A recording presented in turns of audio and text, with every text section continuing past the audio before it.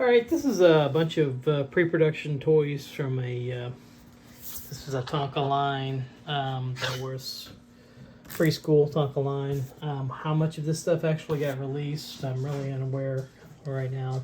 I know some of these things I've not been able to find anywhere. These are some packaged examples of the toys that are, or they didn't even take them together. But that was the pre-packaged, that was what I guess they were supposed to look like, the wind and go. I know those are pre-production, released, unreleased, I think. Anyway, haven't seen a lot of these designs. I haven't seen this. There's a difference between, I think, a Bandai version.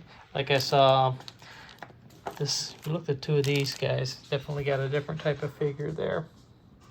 I noticed the smaller shoulders as a Bandai one, which were out 97, I believe, 87, I believe, and then these may have been Tonka's American version or Hasbro's version of them. But if you looked closely on the back and the copyright, you're going to see Bandai versus a Hasbro 92. Anyway, just a lot of cool things that were in this collection. Here's a couple. This is a regular edition, and this is a fully painted first shot, I guess. You can see no holes in the feet versus production. This is how they did things back then. This is a guy that he's glued in. This guy's glued in here, so he doesn't come out. I'm sure that regular toy wasn't like that because this was the activation button. There was a couple cool notes in here, which I'll try to find. Let's try to get this one. Who's this guy? Oh, here we go. So here's the kind of things you see. So a little note from the factory over to the guy that approved this particular pieces for production. So you can see those things, and I found something pretty cool here. This is one that was, this guy's fully painted. Let's see, it's very brittle. So this guy was broken on this side, but if you plug this guy in here, so that's one of the first times that's been activated since it came over from the factory. And this one, I have not done that to yet. This is a fully painted, and I just took the battery cover off. You can see how that paint has gone through on the sides here.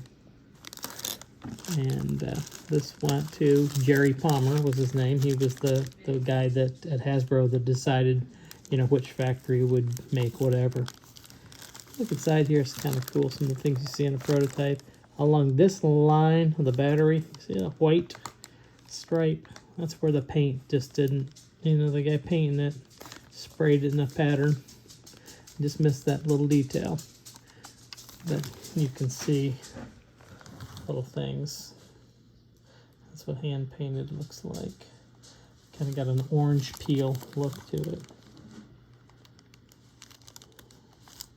So that's a hand painted prototype right there. Pretty cool.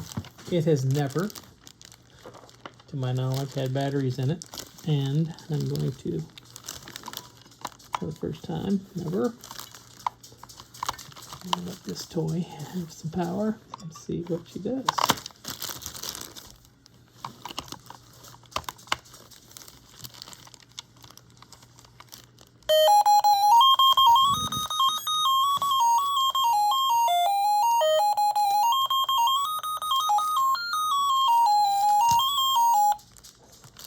Pretty cool, pretty cool.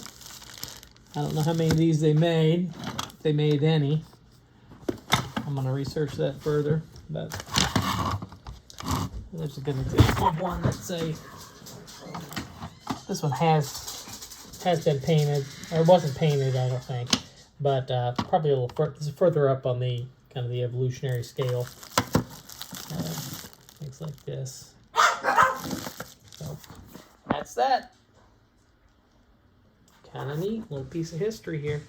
These numbers right here were inventory numbers when I got this collection. I pulled off, this was, say, box number 17. That was the 55th item that I pulled out. Here's another good one. There we go. Enjoy.